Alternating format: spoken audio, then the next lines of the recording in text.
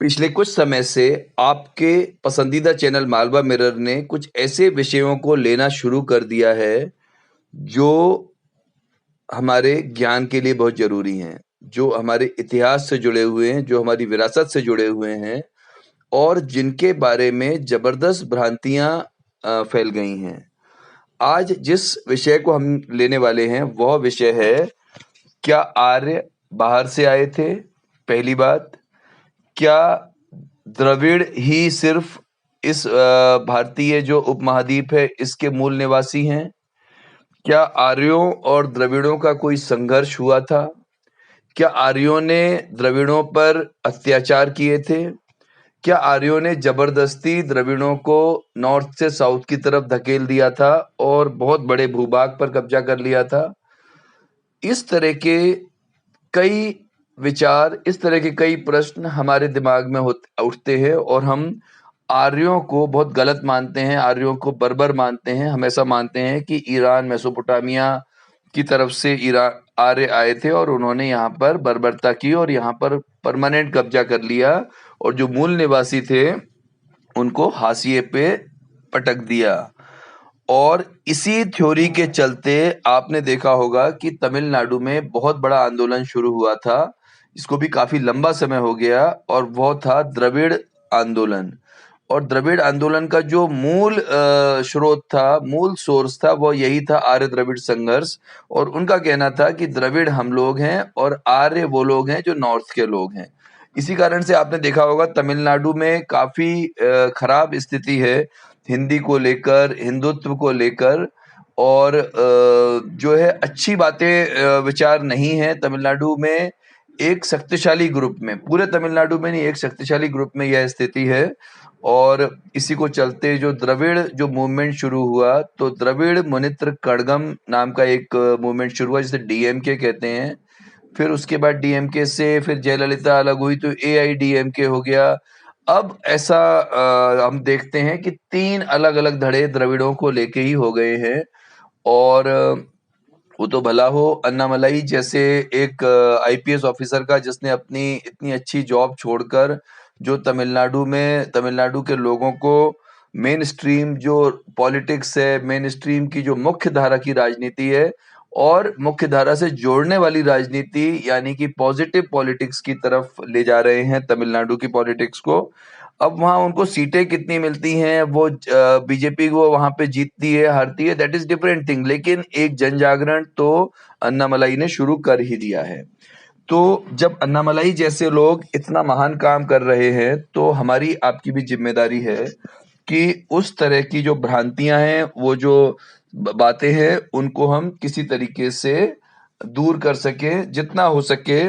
आपने जो भगवान राम जब अपना पुल बना रहे थे श्रीलंका जाने के लिए, तो सब सारे जितनी उनकी सेना थी सब अपने अपने योगदान दे रहे थे, कोई पत्थर ला रहा था, कोई कुछ ला रहा था, तो एक गिलहरी भी अपनी चोंच में दबाकर मिट्टी के कण ले जाके पुल पर डाल रही थी।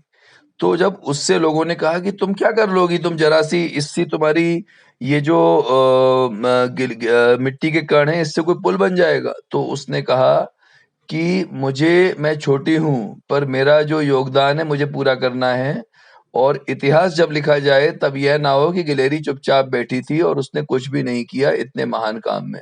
तो वैसे ही ये जो मालवा मिरर चैनल है वो गिलहरी वाला ही काम कर रहा है, कोई बहुत बड़ा काम नहीं कर रहे हैं हम, क्योंकि बड़ा काम तो ऑलरेडी बहुत सारे लोग कर रहे हैं। हम तो सिर्फ वो गिलहरी वाला उस दाने को ले चुक के और पुल तक डाल रहे हैं, जिससे उस पुल पे डाल रहे हैं हम इस दाने को, जिससे कि नॉर्थ और साउथ का जो डिवाइड है, नॉर्थ और साउथ में भी जो तमिल और नॉन तमिल का, नॉर्थ इंडियंस का जो डिवाइड है, जो हिंदी के प्रति, हिंदुत्व के प्रति, सनातन संस्कृति के प्रति जो डिवाइड है, जो स्टालिन और जूनियर स्टालिन के जो हम अक्सर सुनते रहते हैं, उनके भाषण की सनातन जो है बीमारी की तरह है, उसको खत्म कर देना चाहिए, उसको नष्ट कर देना चाहिए, और उसको कार्ति चिदम्बरम और प्रियांक खड़गे जैसे लोग भी उसका समर्थन करते हैं सिर्फ इसलिए कि उनको वहां के वोट चाहिए, या फिर हो सकता है कि वो उस विचारधारा से ताल्लुक भी रखते हों। तो कुल मिलाकर यह है कि हम अपना प्रयास ज़रूर करेंगे और इस प्रयास में हम आपको 11 उन पुस्तकों के बारे में बताएँगे और उनकी सबकी फ़ोटो भी आपको इस वीडियो में दिखेगी, जिन पुस्तकों में क्लियर बताया गया है कि इस तरह का कोई संघर्ष हुआ नहीं। ये तो रोमिला यादव, इरफ़ान हबीब और वो एक रोमिला थापर, इरफ़ान हबीब और एक और थे, अभी उनका नाम नहीं आ रहा है ज़हन में। तो ऐसे इतिहासकारों ने इस इतिहास को खराब किया है कम्युनिस्टों और लेफ्टिस्टों की शह पर किसी तरीके से कैसे इस देश में संघर्ष की स्थिति, वर्ग संघर्ष की स्थिति, जाति संघर्ष की स्थिति, संघर्ष जो है भाषा के नाम पे संघर्ष, धर्म के नाम पर संघर्ष हमेशा जिंदा रहे, संस्कृति के नाम पे संघर्ष जिंदा रहे, इसके लिए उन्होंने इस थ्योरी को कॉइन किया था, इस थ्योरी को बनाया था। हालांकि इस थ्योरी को अंग्रेजों ने बनाया था, लेफ्टिस्ट ने तो सिर्फ अंग्रेजों का एजेंडा आगे बढ़ाया है। और दुर्भाग्य से 1947 को आज़ादी तो नहीं कहेंगे, जो ट्रांसफर ऑफ पावर हुआ था, उसके बाद जो सरकारें आई, उन्होंने उस एजेंडा को आगे ही बढ़ाया, उन्होंने उसको रोकने की कोशिश नहीं करी, उन्होंने उसकी गंभीरता को नहीं समझा। तो चलिए हम शुरू करते हैं कुछ ऐसी किताबों के बारे में जिनको जब आप पढ़ेंगे, फिर यहाँ पर वही बात है कि जो भी बात यहाँ कही जा रही है वो तथ्यों पर आधारित है, वो आपको क्रॉस चेक करने में मदद मिलेगी। आप क्रॉस चेक कर सकते हैं उन पुस्तकों को इंटरनेट पे, पीडीएफ वगैरह जहाँ से भी लाइब्रेरी से रेफर करके आप चेक कर सकते हैं कि जो इस वीडियो में बताया गया है वो सही है कि नहीं। अगर आपको सही लगे तो मानिए, उसको फॉरवर्ड कीजिए, ज़्यादा से ज़्यादा लोगों में फैलाइए, और आपको सही नहीं लगता है तो कमेंट में लिखिए कि आपकी बात गलत है। हम लोग आपके हर कमेंट का स्वागत करेंगे। तो हम पहली पुस्तक के बारे में बात करेंगे जो कि डॉक्टर डीपी शर्मा ने लिखी है, और इस किताब का जो शीर्षक है, इसका जो टाइटल है वो है art of Sindhu Saraswati civilisation.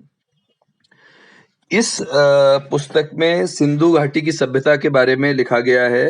अब आप समझ ही गए होंगे कि सिंधु घाटी, मोहनजोदड़ो, हड़प्पा आपने भी पढ़ा होगा, पर उन सब के बावजूद मोहनजोदड़ो और हड़प्पा पढ़ने के साथ साथ में आर्य और द्रविड़ का संघर्ष कहाँ से आ गया, यह बहुत कमाल की बात है। और तारीफ करनी पड़ेगी उन लेफ्टिस्टों की कि कैसे उन्होंने इस नैरेटिव को गढ़ दिया।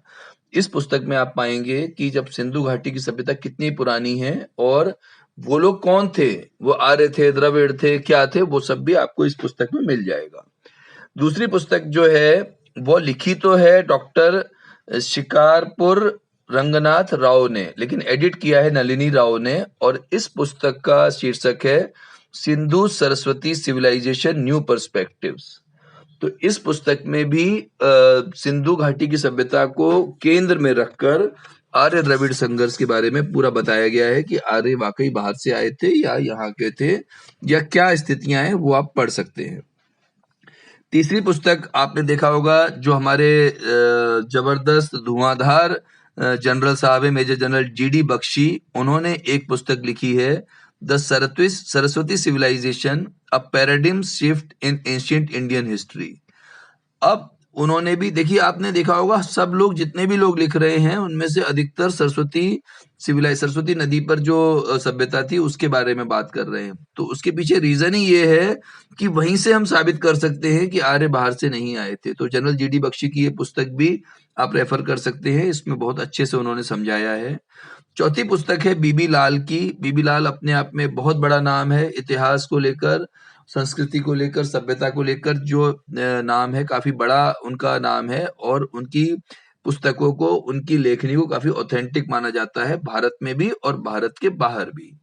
तो उनकी पुस्तक जो है early civilisation of South Asia, उन्होंने अपना स्फीयर जो है, सोच का स्फीयर, अपना लेखनी का स्फीयर थोड़ा बढ़ा दिया। तो उन्होंने पूरे साउथ एशिया को कवर किया, जिसमें कि जिसे हम कहते हैं भारतीय उपमहाद्वीप, यानी इंडियन सब कॉन्टिनेंट, और इसे पहले कहा जाता था आर्यावर्त। तो उसके बारे में उन्होंने लिखा है। फिर हम छठी पुस्तक पे आएंगे, वो भी बीबी लाल ने ही लिखी है, और उस पुस्तक में उन्होंने लिखा है द सरस्वती फ्लोज ऑन, यानी सरस्वती बहती जा रही है dash the continuity of Indian culture, कि कैसे इंडियन कल्चर की कंटिन्यूटी बनी हुई है सरस्वती सिविलाइजेशन से अगर हम देखते हैं, नदी आज आपको नहीं दिख रही है पर वो बह रही है संस्कृति के तौर पर, संस्कृति के रूप में, और कंटिन्यूटी ऑफ इंडियन कल्चर वहीं से उन्होंने दिखाया है कि जो सरस्वती सिविलाइजेशन में था वही आज भी है। यह भी बताता है कि कोई आर्यंस बाहर से नहीं आए थे। फिर उसके बाद जो है छठी पुस्तक है, वो है विवेकानंद केंद्र पत्रिका ने निकाली थी। इसमें इन्होंने लिखा था Aryan invasion theory, fabrications and fallouts part 1 and 2।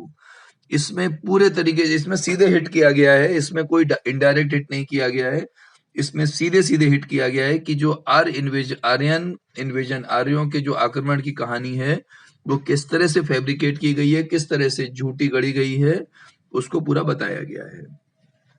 7वीं पुस्तक जो है एक अंग्रेज की है, एडविन ब्रायंट। इन्होंने लिखा है the quest for origins of Vedic culture, the Indo Aryan migration debate.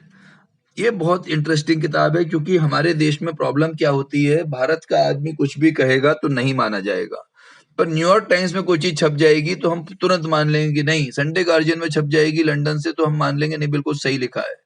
पर हमारा कोई बड़े से बड़ा अखबार, हमारा कोई बड़े से बड़ा नेता कुछ बोलेगा तो हमें शक रहेगा उस पे, क्योंकि हमारी मानसिकता गुलामी की है।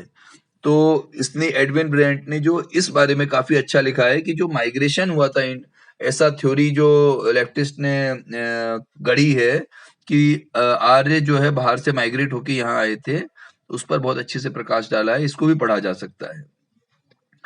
फिर एक और अंग्रेज हैं कोनरेड एल्स्ट, इन्होंने भी बड़ी अच्छी किताब लिखी है, still no trace of an Aryan invasion, a collection of Indo European origins.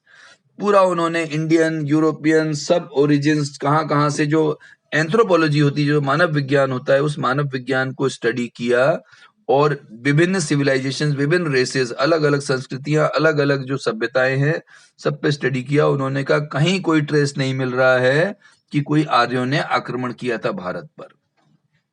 यह पुस्तक भी पढ़ने लायक है। फिर एक और अंग्रेज की बात करेंगे, अंग्रेज से मतलब है यूरोपियंस से, क्योंकि हमारे देश में जो गोरे होते हैं, जो यूरोप से आते हैं और अमेरिका से आते हैं, उस इलाके से आते हैं, तो उनको बहुत बुद्धिमान माना जाता है, इसलिए हम बात कर रहे हैं एक और यूरोपियन की, जिनका नाम है स्टीफन नैप।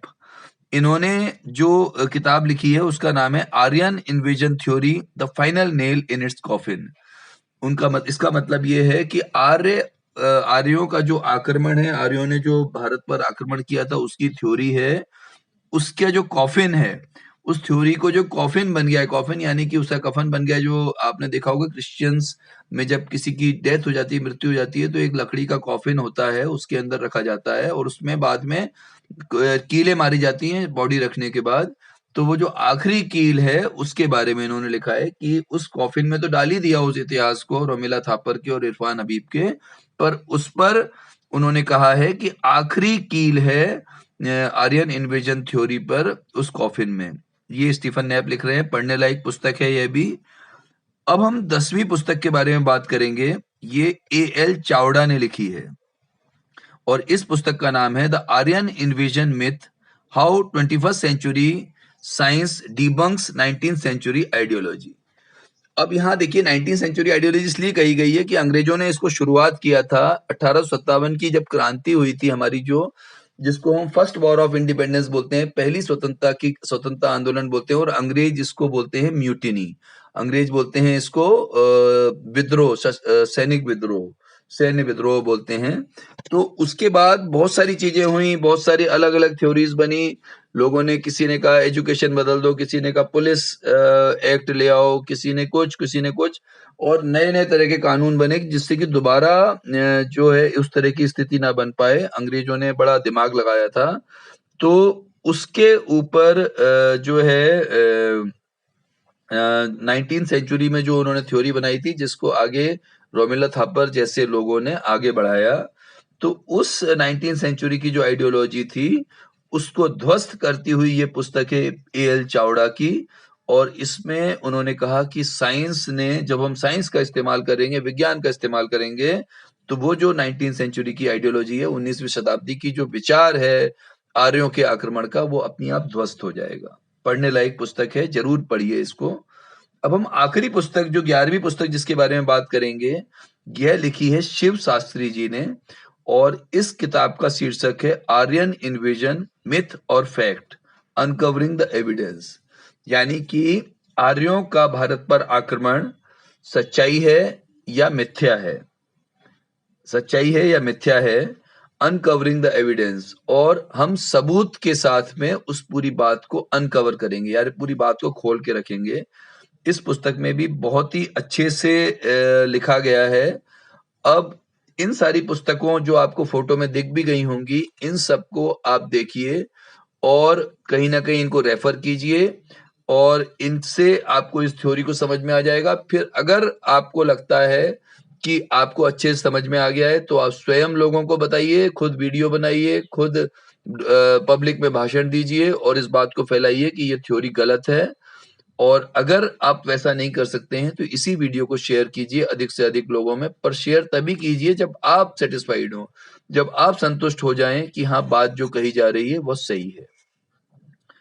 तो इस पूरे वीडियो का उद्देश्य यही था कि जो नॉर्थ साउथ का डिवाइड है, जो तमिल और नॉर्थ इंडियंस का डिवाइड है, जो वहां पर आज तमिलनाडु में, अब चेन्नई जाइए आप, वहां पर जाके किसी ऑटो वाले से हिंदी में बोलेंगे, उसको हिंदी समझ में भी आ रही होगी फिर भी आपकी बात नहीं सुनेगा, लेकिन जैसे इंग्लिश में बोलेंगे तुरंत सुन लेगा। इस मानसिकता को हमें तोड़ना है और ये तभी टूटेगी जब ये नैरेटिव टूटेगा कि आर्यों और द्रविड़ों का कोई संघर्ष नहीं हुआ था, आर्य कहीं बाहर से नहीं आए थे और आर्य भी यहीं के हैं और द्रविड़ भी यहीं के हैं।